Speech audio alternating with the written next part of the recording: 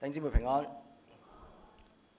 今日係1月25號，大家仲記唔記得一個月之前，即係12月25號聖誕節，你係點樣過嘅？聖誕節係紀念耶穌嘅降生，係咪？你嗰晚有冇同耶穌慶祝生日啊？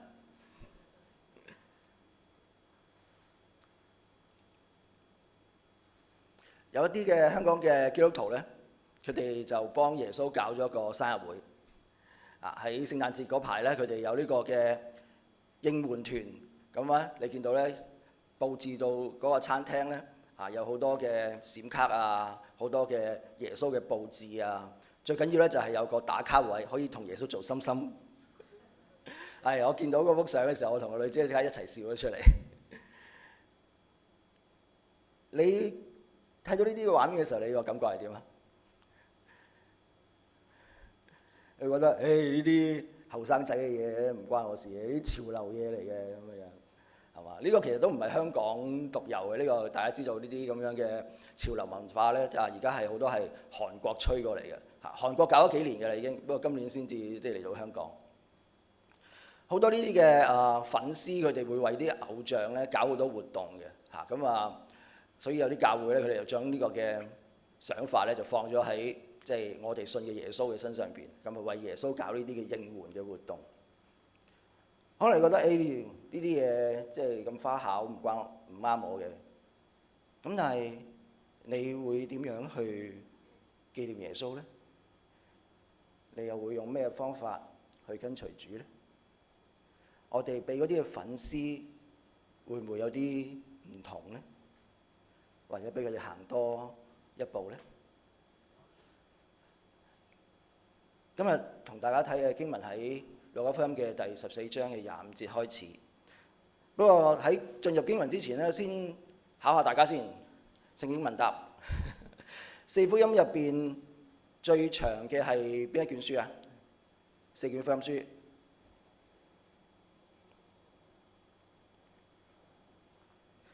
馬太，有人岌頭喎。馬可。冇啦，大家知道最短。路加都有幾隻手。約翰唔係通常都係馬太同路加之爭嘅啫。如果計章數，我哋知道馬太有28章，就好似長啲咁樣。但係其實如果計字數咧，或者你數下，即係如果仲有紙本聖經咧，你發覺咧路加其實係長啲嘅，喺新約入邊最長嘅福音書。佢咁長咧，入邊因為佢入邊多咗好多耶穌嘅比喻。其實如果你有留意我哋今年講道咧，我哋都係一路講緊喺路加福音入邊耶穌一啲嘅比喻，甚至有啲係佢獨家嘅，係其他福音書冇嘅。咁由前兩次其實大家睇聽講道嘅時候，講完都由14章1節開始咧，就提到耶穌去到一個法利賽人嘅首領嘅屋企裏邊去食飯。咁喺食飯嘅過程裏邊咧，咁耶穌教訓佢哋啦，咁已經講咗一啲嘅比喻嘅啦。仲有印象嗎？咁但係去到14章25節咧，我哋見到個場景就轉咗啦。食完餐飯啦，耶穌離開咗屋企啦，然後跟住咧就有好多嘅人咧同耶穌一齊行，所以而家喺街上邊嘅啦，就唔喺間屋裏邊啦。咁跟住耶穌又講咗一啲嘅比喻啦，陣間我哋會睇。然後去到第15章1節咧。啲對象又轉咗啦，特別提到有好多係稅吏同埋罪人挨近耶穌，想聽佢講道。咁跟住耶穌又再講咗一紮比喻，大家好熟悉啦。嗰3個失去咗一啲嘢，然後失而復得嘅嗰啲嘅比喻。所以你見到就係路加係有好多嘅比喻放喺佢嘅福音書嘅裏邊，每一個嘅段落都有唔同嘅一啲嘅重點。今日我同大家睇嘅係由第14章嘅25節去到35節呢個嘅段落。故事嘅開始係咁啊，佢話有極多嘅人同耶穌同行。你想唔想得到極多係幾多？讀到呢段經文嘅時候，我就想起即係每年咧即係近呢幾年啦當香港一個歌星年輕嘅歌手姜濤生日嘅時候咧，有人識笑啊！喺銅鑼灣你就知道咧，嗰一日咧係要改名嘅，嗰個就唔係叫銅鑼灣，係叫姜濤灣，因為啲姜糖即係佢啲粉絲咧就會聚集晒喺嗰度。然後喺大電視嗰度播佢哋偶像嗰啲片啊，啲電車又黐晒佢偶像嗰啲嘅相啊，咁樣咁好墟冚嘅，極多嘅人。當年耶穌出行嘅時候咧，都有好多人喺佢嘅身邊。我相信咁多人咧，係背後一定有好多唔同嘅原因聚埋一齊嘅。首先，耶穌啱啱食完餐飯啊嘛，喺法利賽人嘅屋企出嚟，所以可能嗰啲人座上客同耶穌食完飯，又聽到佢嘅教訓，可能覺得好有意思，咁咪繼續跟住佢繼續聽啦，係咪？咁但係嗰度唔會好多人嘅啫，係嘛？你間屋唔會即係裝得落太多嘅人，所以又可能會有一啲係慕名而來嘅人，佢知道耶穌係行過神蹟嘅噃，可以醫病趕鬼嘅喎，所以可能想耶穌嚟幫下佢，咁所以又聚多咗啲人。甚至有啲咧，可能係佢自己冇事嘅，不過佢哋想嚟湊熱鬧，話睇下呢個耶穌係咪咁勁啦咁樣，咁又再聚多啲人。甚至我懷疑咧，可能有啲咧其實都唔知發生咩事，不過見到就係咁多人，咁我咪又走埋嚟睇下咩事咯咁樣。行街有時我哋見到噶嘛，係嘛？排緊隊咁樣，你排咩啊？唔知㗎，不過好多人排啊。或者你見到啲人惡高頭，你睇咩啊？唔知啊，個個人都惡高頭睇緊咁樣。純粹係好奇嘅啫。所以我相信呢極多人咧，嗰個嘅佢哋嚟到耶穌身邊咧，嗰個嘅動機可以好唔同嘅。咁但係耶穌係咪要呢啲咧？佢係咪想人多就好啦？係嘛？我哋教會我哋都成日想多啲人噶嘛。但係耶穌想要嘅係邊啲人去跟住佢咧？所以跟住耶穌就講咗一番嘅説話。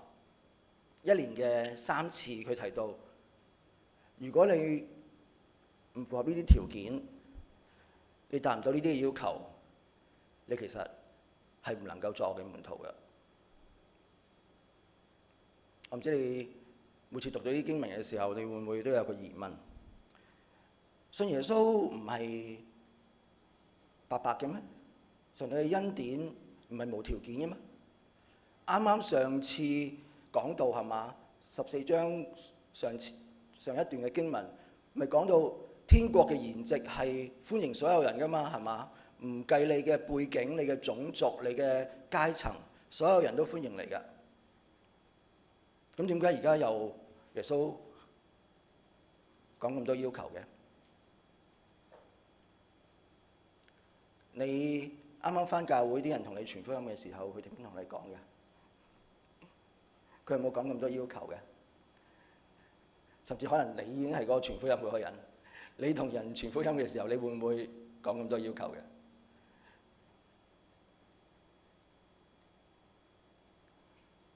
冇錯，上帝嗰個嘅恩典救恩係白白嘅。耶穌喺十字架上面為我哋嘅犧牲，唔係因為我哋先做咗啲乜嘢，所以佢見我哋做得好啦，咁就好啦，我就幫你釘十字架啦。唔係，喺我哋還作罪人嘅時候，神已經為我們死啊嘛。上帝已經預備咗呢個救恩嘅，耶穌已經白白嘅賜俾我哋，我哋用信心接受就得，呢個係冇錯嘅。但係呢個只係開始個入門，即係要用讀書嘅比喻，可能大家可以想像一下。即係特別而家即係新一代，你見到啲父母好辛苦㗎。小孩辛唔辛苦我唔知，但係父母已經好辛苦，就係因為佢知道咧，要為個仔女咧，如果要入一啲好嘅學校或者啲出名嘅學校咧，就係要由0歲開始就已經咧準備㗎啦。未返學之前咧，已經係學18般武藝，然後整靚嗰個 portfolio 佢嗰個檔案，然之後咧佢先可以去考嗰啲嘅名校。個入門要求好高嘅，好多人爭嘅。但係耶穌嘅救恩唔使，我哋唔使整靚我哋個 portfolio， 我哋唔使學有18般武藝，我哋先至可以信耶穌嘅。的確，個入門係白白嘅。但俾你入咗間好學校，如果你咩都唔做，你躺平，咁你估你畢唔畢到業咧？你學唔學到嘢咧？其實冇意思嘅。做運動一樣，就算嗰個健身室免入會費，唔使你預繳，係嘛？好開心，我哋白白嘅領受。咁但係如果你入到去只係打卡，做下樣，你從來唔操機嘅，唔跟個教練指示嘅，你估你個身體會唔會強壯？冇意思㗎。所以耶穌唔係唔歡迎啲人嚟，但係如果你真係嚟，耶穌話你要諗清楚，你係咪想做我嘅門徒？首先，耶穌話：人到我這裡來，若不愛我勝過愛自己嘅父母、妻子、兒女、弟兄姊妹，甚至自己條命，就不能作我嘅門徒。我哋見到一個比較，係咪？一邊係耶穌，一邊係我哋自己所有嘅嘢，甚至自己條命。所以呢度講緊嘅係邊邊高啲？係耶穌高啲，定係我哋自己高啲？如果你諗翻嗰啲粉絲咧，佢哋都真係好愛佢哋嘅偶像嘅。頭先講係嘛，可以包起成個銅鑼灣。佢哋甚至咧，我喺網上面咧，我唔知你有冇見到有一個叫做前夫關注組，咩嚟㗎？就係咧，因為咧好多嘅丈夫咧，發現咧佢嘅太太咧太迷呢啲偶像啦，迷到一個地步咧，好似拋夫棄子咁樣，所以咧佢哋就自嘲叫自己做前夫，咁就成立咗一個網上嘅關注組。佢哋可以好迷偶像到一個地步，真係愛佢哋嘅偶像勝過自己嘅父母、妻子、兒女等等。甚至有時睇新聞，我見到啲粉絲咧追星咧，見到偶像架車咧，佢哋追出馬路㗎嘛，係嘛？愛個偶像勝過自己嘅生命，好危險㗎，係嘛？但耶穌話：人到我這裡來，要愛佢勝過我哋自己所有呢一切。又話咁我哋會唔會比嗰啲粉絲更不如？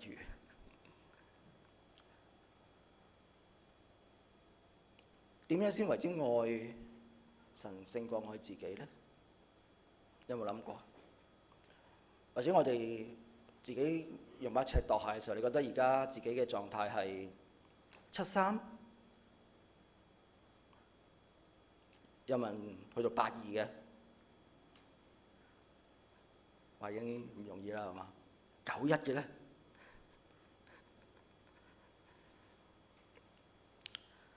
當我在讀呢段經文嘅時候，我想起中世紀一位嘅修士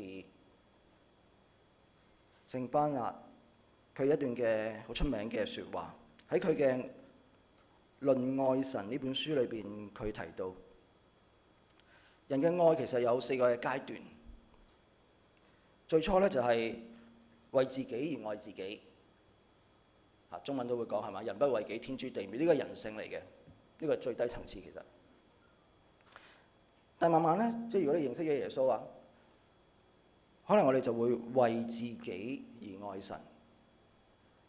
我哋愛神因為佢祝福我咯，佢幫咗我咯，唔係我哋聽好多見證，我哋自己可能都係咁噶嘛。最初信耶穌係乜嘢啊？我祈咗禱，上帝真係應允我啊！我病咗，上帝醫好我啊！我愛上帝係因為佢幫咗我，其實係為自己而愛神，咁都好過為自己而愛自己噶啦，進步咗，起碼你愛神啦。咁但係可以再行多一步嘅，就係到有一日你發覺，唔係淨係因為上帝啲祝福，甚至我喺苦難裏邊，點解我祈禱好似上帝唔應我嘅？點解上帝冇幫我嘅？不過我仍然認定佢係嗰位慈愛嘅主，我仍然認定佢係我生命嘅主，所以我係為神自己而愛神。呢個係第三個階段。不過聖巴納就有講第四個階段，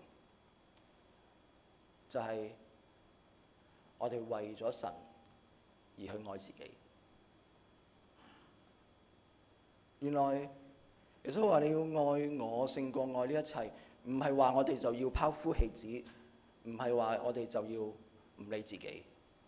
不過我哋係為緊啲乜嘢去做呢一切？我哋係咪為神去愛我哋自己，或者愛其他嘅人？嗰個嘅優先次序，嗰個嘅價值取向喺邊一度？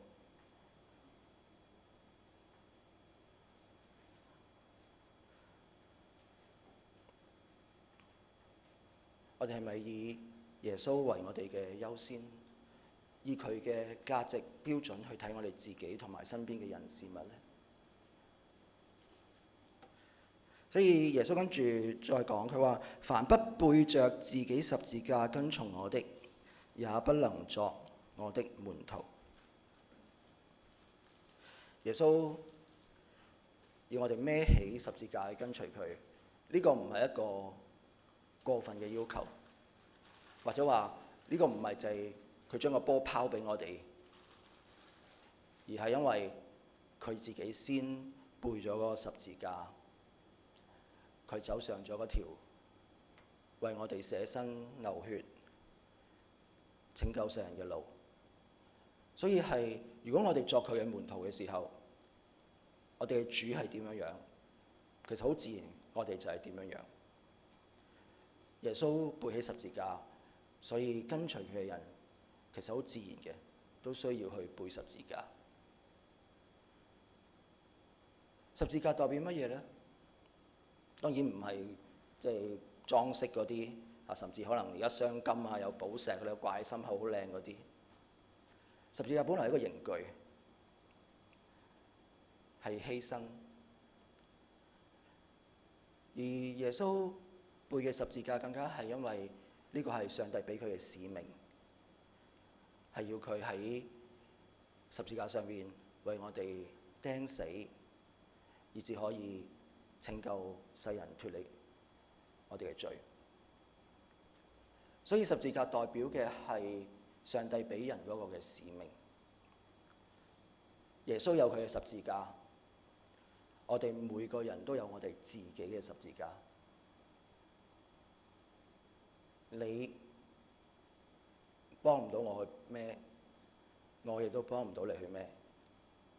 每個人都有自己唔同嘅十字架。你知唔知你嘅十字架係咩呢？上帝俾你嘅使命係啲乜嘢呢？當然，上帝可能會呼召某啲人，好似我哋傳道人咁樣樣，係專職去侍奉佢嘅。但更多嘅可能，上帝要你嘅就係喺你嘅專業裏邊，喺你嘅界別裏邊去侍奉佢。又或者喺人生唔同嘅階段，上帝可能俾我哋唔同嘅責任，俾我哋有唔同嘅使命。有啲人可能喺小朋友細嘅時候，上帝感動佢放低佢嘅工作，專職嘅去照顧好自己嘅兒女，按住主嘅吩咐教導去栽培佢嘅兒女成才，去被上帝去使用。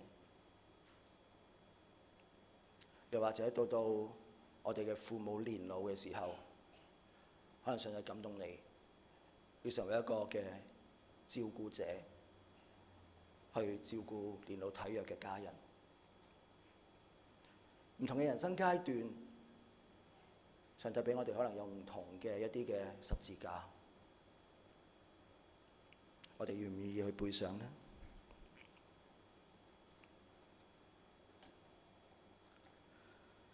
然後耶穌話：這樣你們無論什麼人，若不撇下一切所有的，就不能作我的門徒。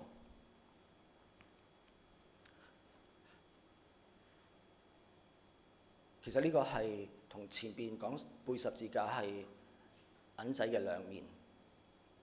我哋要孭起十字架，可以好沉重。所以如果我哋要孭得起嘅時候，其實我哋需要放低一啲嘢。好似魚與熊掌真係好難兼得嘅，唔放低我哋好難背起。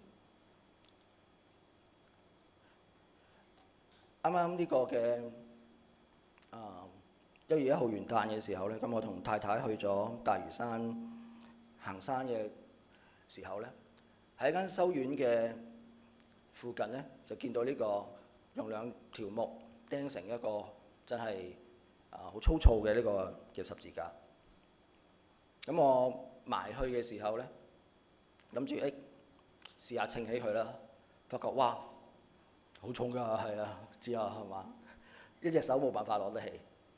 咁我結果我要即係放低晒我身上所有嘅嘢啦，跟住2隻手咁樣先稍微可以拉得喐佢。唔好話孭，唔好話背起十字架，整得喐佢都已經唔容易。當我想起，我就默想，即係昔日耶穌就係咁樣孭住一個十字架，重重嘅十字架，行喺嗰條嘅路上邊，走上刑場。我唔知上帝俾你一個點樣嘅十字架，可能真係有時你會覺得好沉重。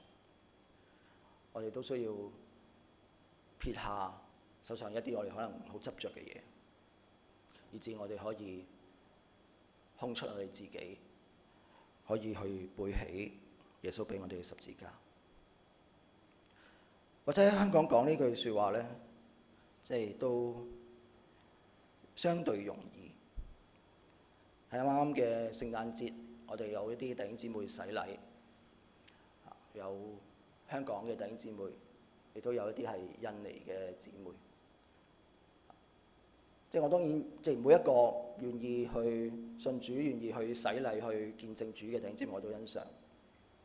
但我特別欣賞嘅係嗰啲印尼嘅姊妹，因為如果你知道佢哋嘅背景，佢係好多時係嚟住一個即係穆斯林嘅一個嘅環境，佢哋要離開可能過去嘅信仰，或者佢哋要選擇認信成為一個基督徒嘅時候，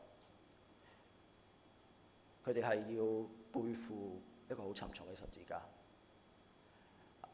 佢哋可能就會失去咗佢哋過去喺嗰個嘅宗教裏邊好多嘅支持認同，換嚟嘅可能係好多嘅逼迫打擊。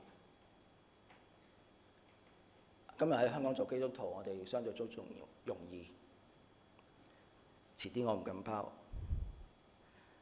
但我哋都要有個心理準備，要撇下一切去背起我哋嘅十字架。所以跟住耶穌就用咗2個比喻去提醒人，你諗清楚先。當時已經好多人係嘛跟住耶穌㗎啦嘛，不過佢哋嘅動機可以係好參差、好唔同。所以耶穌一連用咗2個嘅比喻，一個係起樓嘅比喻，一個係打仗嘅比喻。但係相同嘅係，耶穌話：你坐低算計下花費，酌量一下先，諗清楚。嗰啲人已經行緊㗎啦嘛，與耶穌同行㗎嘛。所以耶穌話：你唔係咁心急，坐翻低，坐低諗清楚，第一個嘅比喻講到起樓，如果冇諗清楚咧，可能打咗個地基，跟住唔夠錢起上去，咁就變咗乜嘢啊？爛尾樓咯。我哋都唔陌生係咪？香港而家少啲啦，早年聽講都仲會有嘅。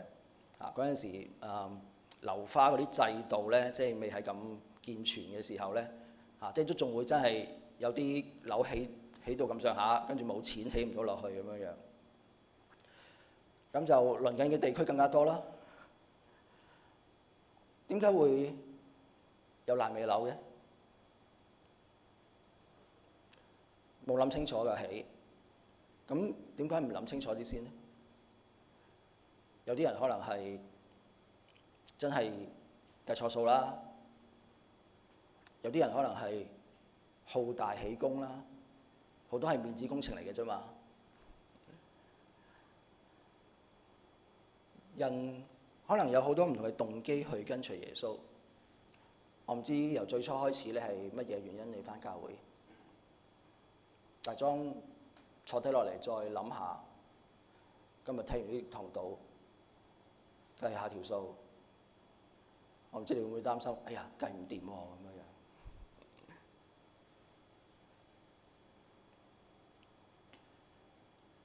跟住第二個嘅比喻咧，同第一個都類似啦，都係講你要坐低計下先。不過其實有少少唔同嘅。第一個嘅比喻咧，係你去起樓，個主動權喺你嗰度，係嘛？我想起咪起咯，我計嗰條數，覺得搞唔掂，我咪唔起咯，或者我咪儲下錢先，儲夠錢之後先起咯，係嘛？冇人逼你㗎。但第二個打仗嘅比喻咧，係講緊有一個王去同另外一個王打仗。而家咧，你係俾人打，就唔到你揀話打唔打㗎咯。即係你只可以選擇就係我打，或者早啲去講和。即係你係被動嘅，唔係話我想幾時做決定都得嘅，因為已經打到嚟啦。所以其實有陣時係我哋唔係可以自己去話真係坐低計到足晒、計到掂晒，我哋先至做嗰個決定。我唔知有幾多嘅人，你係最初有一朝瞓醒覺得我想認識下呢個信仰，我想返教會，我相信耶穌，係完全自主主動去做呢樣嘢嘅。有冇啊？好少喎！我過去即係接觸嘅，聽到弟兄姊妹嘅見證，好少係咁樣樣。大部分其實都係有人接觸你噶嘛，係嘛？可能係你嘅屋企人、你嘅朋友邀請你返教會，甚至可能係細細個返即係讀書嘅時候，好似我咁係基督教學校，係嘛？就已經不斷即係個個禮拜早會、聖經堂好多機會去聽耶穌。打到嚟㗎啦！佢逼你去做一個決定，未必係可以你坐定定慢慢諗嘅。有陣時就係耶穌已經透過唔同嘅方法去挑戰你，去做呢個跟隨佢嘅決定。你願唔願意成為佢嘅門徒咧？當你話唔係喎，我計落真係計唔掂條數喎。呢個唔係你自己嘅問題嘅。喺聖經入邊，去到第18章嘅時候，我哋都見到一個活脫脫嘅例子，可能你都記得嘅，就係一個好有錢嘅年青人，佢嚟到問耶穌：我點先可以有永生啊？咁耶穌話：哦，咁好啊，你就變賣你一切，分俾窮人，咁就有財寶喺天上邊㗎啦。然之後你嚟跟隨我咯。嗰個年青人佢真係坐下嚟計算一下，跟住點啊？憂憂愁愁嘅走咗，因為佢一計發覺佢嘅錢真係好多，計唔掂喎條數。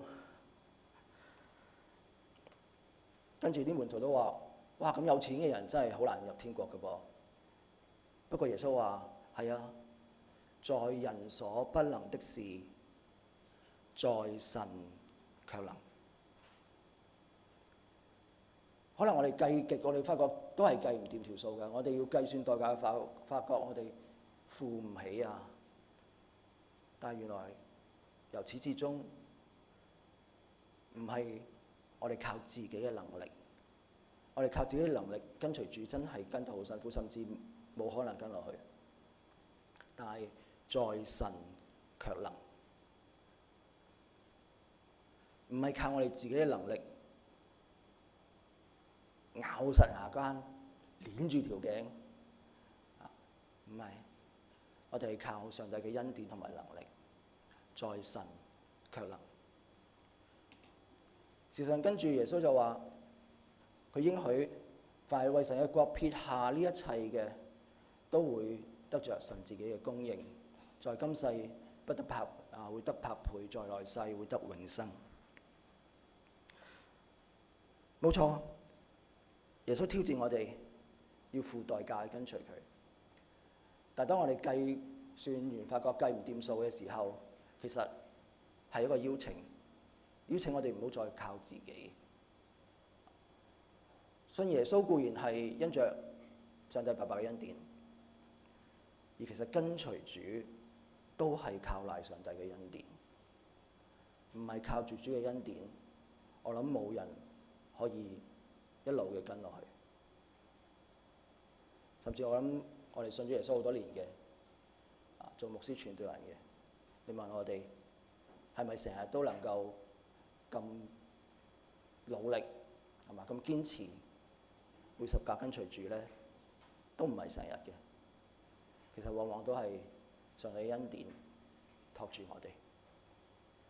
我侍奉咗10零年嘅時候，去到一個位，我都同上帝講：我唔玩啦，即係夠啦。都係上帝透過一啲好奇妙嘅方法，去再一次激勵我，讓我再一次繼續喺呢個嘅侍奉主嘅路上邊。有機會再詳細講，今日時間關係唔講咁多。耶穌所以最後用咗一個鹽嘅比喻去結束。大家知道聖經入邊咧都好常，耶穌都用過幾次咧講鹽嘅比喻。鹽有唔同嘅功能啦，係嘛？少少嘅鹽就可以調味，多多嘅鹽可以防腐，係咪？耶穌都用過即係呢啲嘅鹽嘅呢啲嘅唔同嘅功能咧，去講一啲嘅比喻。但係今次咧，耶穌嗰個重點唔係喺嗰啲唔同嘅功能，鹽做到啲乜嘢嘢嗰度，唔係個 doing。耶穌今次講嘅係鹽嘅本身，佢嘅鹹味，佢關注嘅係個 being， 即係鹽係點樣樣嘅，其實就會影響佢發唔發揮到佢個功效，係個 being 影響個 doing。我哋有諸內，自然就能形諸外。所以鹽若失了味，就咩都做唔到噶啦。所以緊要嘅係我哋能唔能夠保持我哋嗰陣味咧？你係咪做到個有 taste 嘅基督徒咧？我哋點樣可以保持住我哋同上帝一個關係，一個活潑嘅關係，以致我哋唔會失咗我哋嗰個原味？我哋入邊有嘢，自然就能夠有力量嘅去侍奉，去回應上帝。倒翻轉，可能我哋好努力，好多侍奉，做好多嘅嘢，但係如果你入邊冇咗，或者慢慢流失咗個味道嘅時候，有一日我哋就會乾塘㗎啦。有一日我哋就堅持唔到落去。所以耶穌喺度關注嘅係我哋裏邊，我哋個人係點樣樣。我欣賞呢度好多弟兄姊妹，其實都係好努力咁樣去侍奉，好努力咁樣去跟隨主。但我更加關心嘅係你裏邊有冇繼續喺神裏邊去支取個力量，有冇保持住我哋同神嗰個活潑嘅關係，以致我哋有力繼續走落去。可以點樣做呢？返啲基本功其實都係我哋要常常嘅靈修親近主。不過你嚟緊同大家介紹一個嘅預苦期嘅一個嘅運動。建造神學院有一個嘅預苦期嘅3+1嘅運動。如果大家平時有用開即係佢哋嘅以道自建去靈修嘅話咧，可能其實都知㗎啦。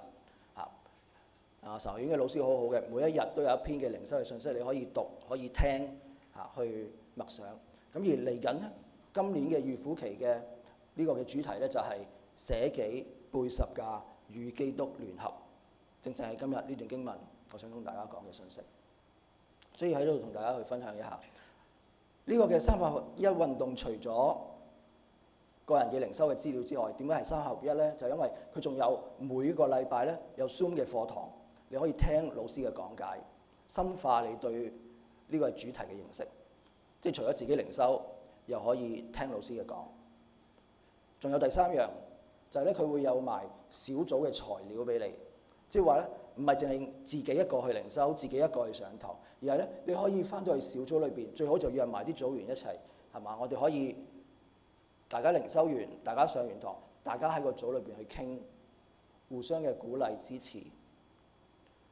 走天路唔容易，跟隨主唔容易，但係我哋唔孤單，所以我盼望大家可以真係更多嘅去從主裏邊支取力量，亦都透過喺你嘅小組裏邊弟兄姊妹互相嘅鼓勵鞭策，以至我哋一齊有力量咁樣去走呢條天路，捨己背十架跟隨主，求主幫助我哋。